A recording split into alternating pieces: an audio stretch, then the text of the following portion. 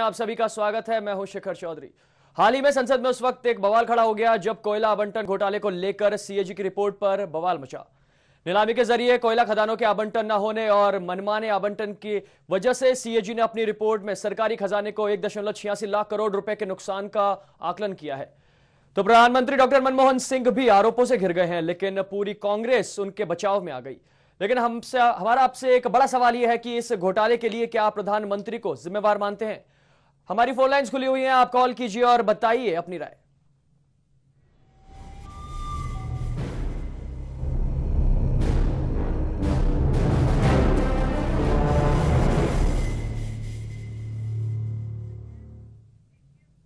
तो कोयला घोटाले के मुद्दे पर आज संसद नहीं चल पाई। विपक्ष के हंगामे के बाद संसद को बुधवार तक के लिए स्थगित कर दिया गया है। कैग ने अपनी रिपोर्ट में पीएम पर उंगली उठाकर विपक्ष को मुद्दा दे दिया है।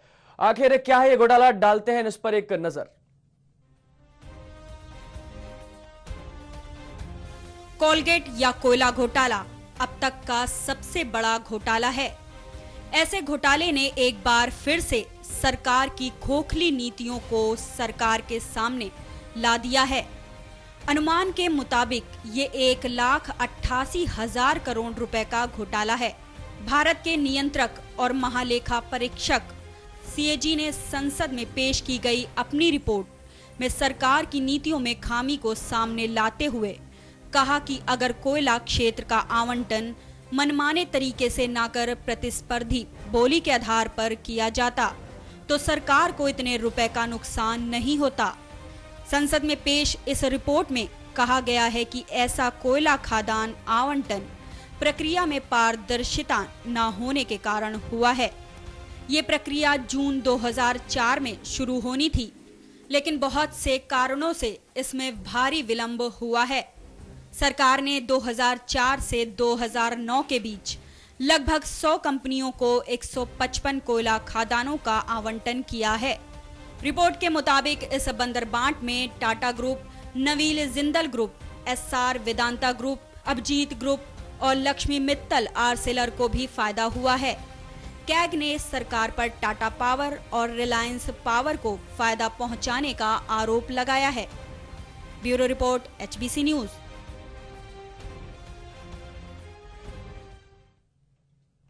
कैग यानी नियंत्रक एवं महालेखा परीक्षक ने राज्यसभा में देश के सबसे बड़े घोटाले कोल ब्लॉक स्कैम की रिपोर्ट जब पेश की तो संसद में बवाल मच गया। इस घोटाले को लेकर प्रधानमंत्री डॉक्टर मनमोहन सिंह सीधे सीधे आरोपों से घिर गए। साल 2004 से 2009 के बीच कोयलों की खदानों के लाइसेंस बांटे गए। बगैर नीलामी की प्रक्रिया के औने पौने दामों पर कुछ खास कंपनियों को लाभ पहुंचाने की नीयत से ये लाइसेंस दे दिए गए।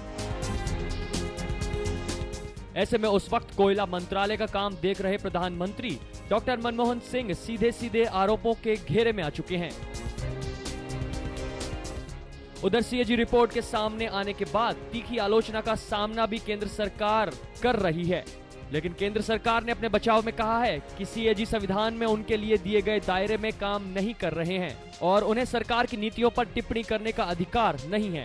इस बारे में प्रधानमंत्री कार्यालय में राज्य मंत्री वी नारायण स्वामी ने बीते शनिवार को कहा था कि सीएजी के पास सरकार की नीतियों पर टिप्पणी करने का कोई अधिकार नहीं है।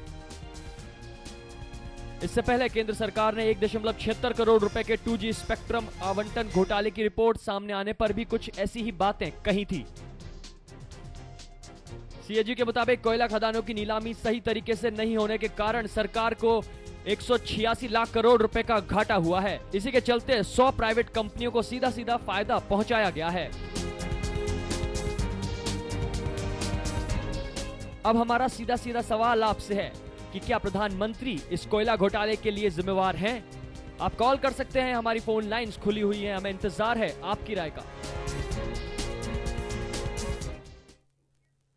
तो सवाल सीधा है कि प्रधानमंत्री कहीं ना कहीं दोषी हैं इस पूरे कोल घोटाले में, क्योंकि जो कोयला मंत्रालय था उस दौरान उन्हीं के पास था। सवाल बरकरार है, जनता पूछ रही है कि आखिर इतना बड़ा घोटाला हुआ तो क्यों हुआ। और हमारे साथ फोन लाइन पर जुड़ गए हैं हमारे न्यूज हेड प्रताप राव। प्रताप जी, जानना चाहेंगे आपसे जिस तरीके का 1,86,000 लाख करोड़ रुपए का जो घोटाला हुआ है उसके चलते जो प्रधानमंत्री पर सीधी टिप्पणियां की जा रही हैं, अब क्या लगता है आपको सरगर्मियां तेज हो गई हैं?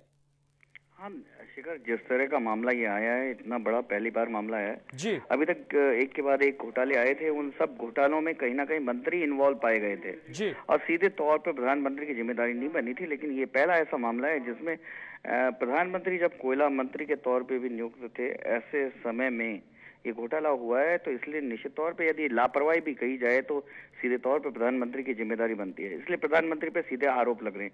जी। पिछले 9 सालों में ये पहला ऐसा मामला है जब मनमोहन सिंह के खिलाफ आवाज उठी है और मनमोहन सिंह पे उंगली उठी है। तो निश्चित तौर पर प्रधानमंत्री को और कांग्रेस को जवाब देना पड़ेगा कि आखिर में ये घोटाला कैसे हुआ, और प्रधानमंत्री की निगरानी में हुआ तो और ज्यादा दोषी हैं प्रधानमंत्री। जी प्रताप जी, पर एक बड़ी बात और सामने आ रही है, बड़ी बड़ी कंपनियों को बड़ा फायदा हुआ है इससे। रतन टाटा ग्रुप हुआ, वेदांता ग्रुप हुआ, और कहीं ना कहीं रिलायंस का भी नाम आ रहा है। तो इन सब बड़ी बड़ी कंपनियों का भी नाम आ रहा है। अब ये जो इतना बड़ा घोटाला खुला है तो कहीं ना कहीं विपक्ष पूरी तरह से घेरने को तैयार है।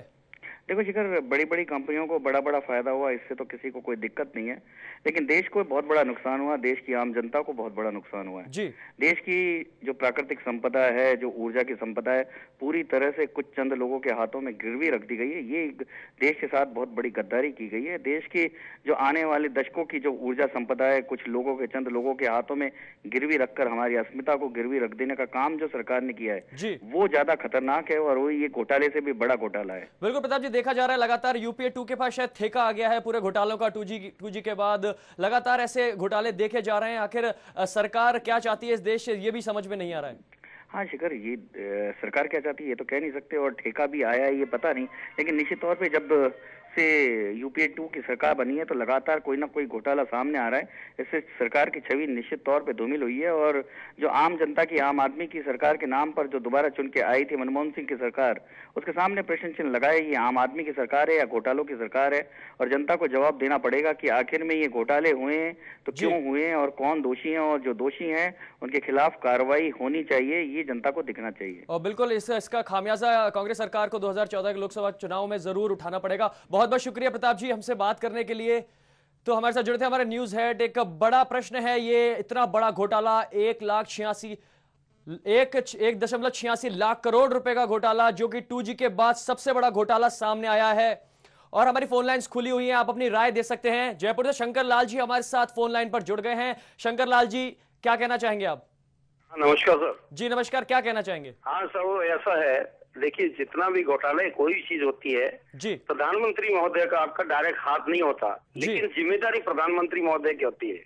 जी, बहुत बहुत शुक्रिया बात करने के लिए शंकर लाल जी। तो शंकर लाल जी ने बताया कि जी शंकर लाल जी, ये चीज है, प्रधानमंत्री को इस पर मतलब चुप्पी नहीं साधनी चाहिए जी। प्रधानमंत्री महोदय को जवाबदेही है तो वो बताए, संसद आपके अपने मंत्रिमंडल या सरकार के मतलब क्या बयान रखे कि जहां भी ये घोटाले हुए उन घोटालों को मतलब उजागर जब हो रहे हैं, सीएजी जैसी रिपोर्ट आपके पेश कर रही है, तो प्रधानमंत्री को खामोश नहीं रहना चाहिए।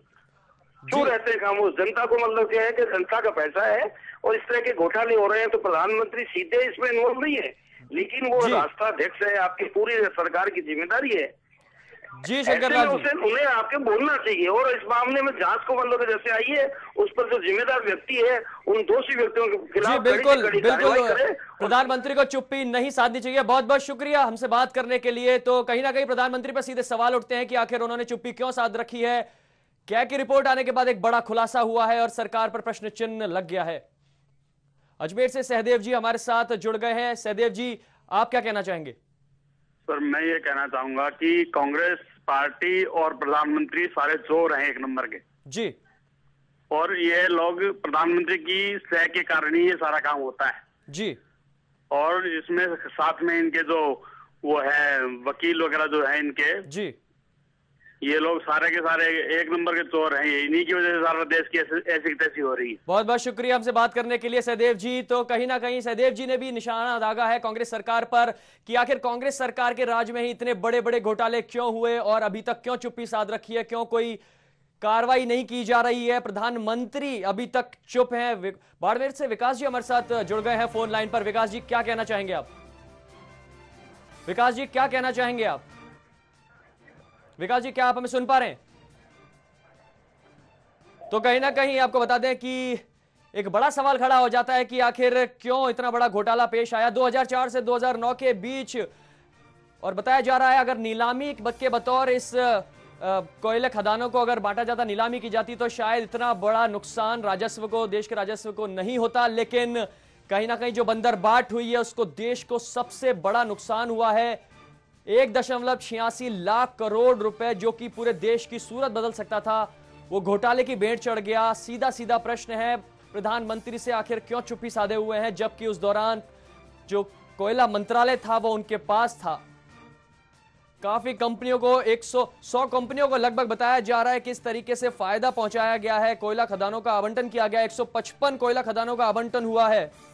धर्मेंद्र जी हमारे साथ जुड़ गए हैं ब्यावर से। धर्मेंद्र जी क्या कहना चाहेंगे आप इस पर?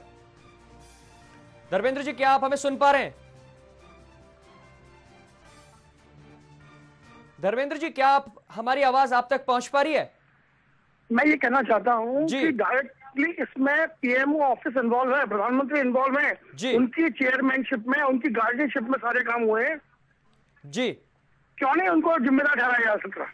जी धर्मेंद्र जी बहुत बहुत शुक्रिया हमसे बात करने के लिए। तो कहीं ना कहीं प्रधानमंत्री पे सीधे सवाल उठ रहे हैं, जैसा कि हमारे न्यूज़ हेड प्रताप राव जी ने भी बताया कि इससे पहले जो है वो मंत्री, कहीं ना कहीं मंत्रियों पे सवाल उठे थे, लेकिन इतना बड़ा मामला सामने आया है कि सीधा पीएम, देश का, भारत का पीएम जो सीधा निशाने पर है। जनता सवाल पूछ रही है कि आखिर इन घोटाले का जिम्मेदार कौन है, और पीएम है तो क्यों चुप्पी साधे बैठे हैं, क्यों कोई कार्रवाई नहीं की जा रही।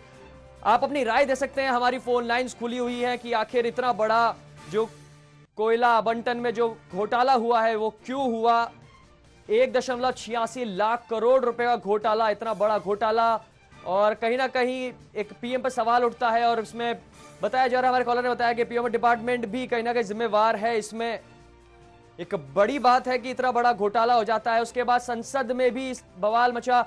लेकिन सबसे बड़ी बात यह थी कि जब कैग की रिपोर्ट आई तो उसके बाद ये बताया गया, पक्ष की तरफ से सरकार बताती है कि इनको कोई अधिकार नहीं है संविधान में किसी तरह की टिप्पणी करने का। गंगानगर से इंद्रराज जी हमारे साथ फोन लाइन पर जुड़ गए। इंद्रराज जी इस पर आप क्या कहना चाहेंगे?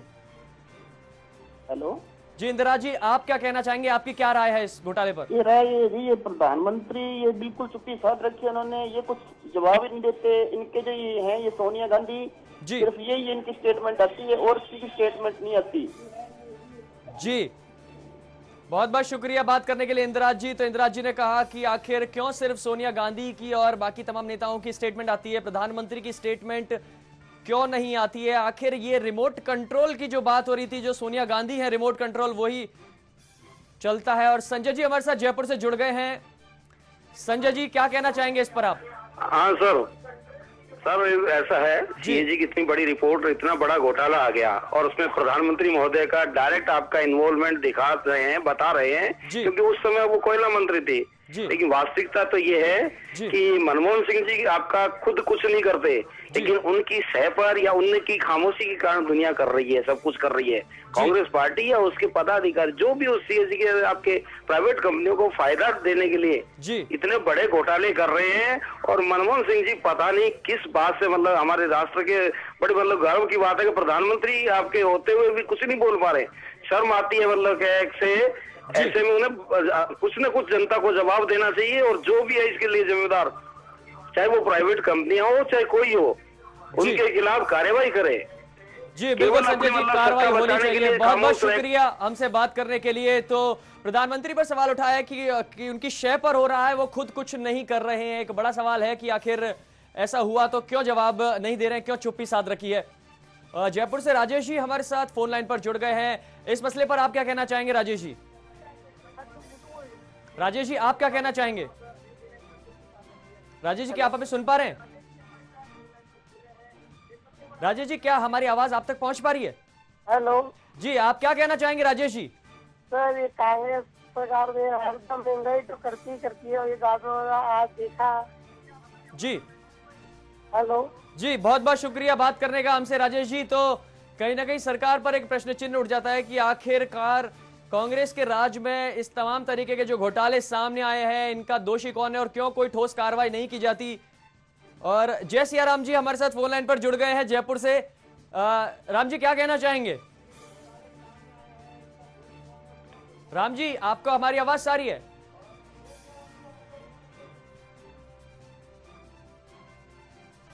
तो आपको बता दें कि कहीं ना कहीं लगातार कॉलर्स अपनी राय दे रहे हैं हमें फोन करके कि